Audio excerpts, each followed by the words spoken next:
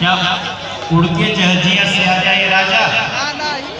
अभी ये सुना देते हैं।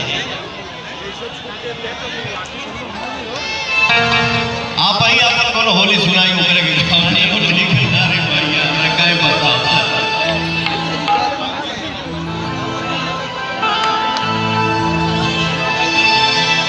चलिए जिंदगी भर मिलना है भैया, डांस करना है, झूमना है।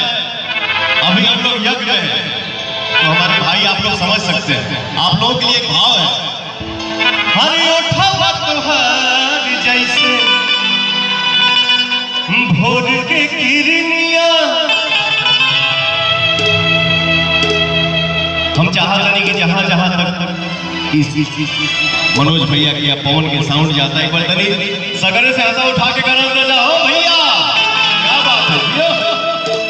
अरे उठावा तुहार जैसे भोर के किरनिया, अखियां में प्यार के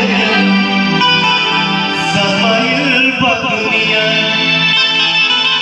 बिंदिया बुझाला ऐसे जैसे चांद सजौले बाड़े भगवान बड़ी फुर्सत से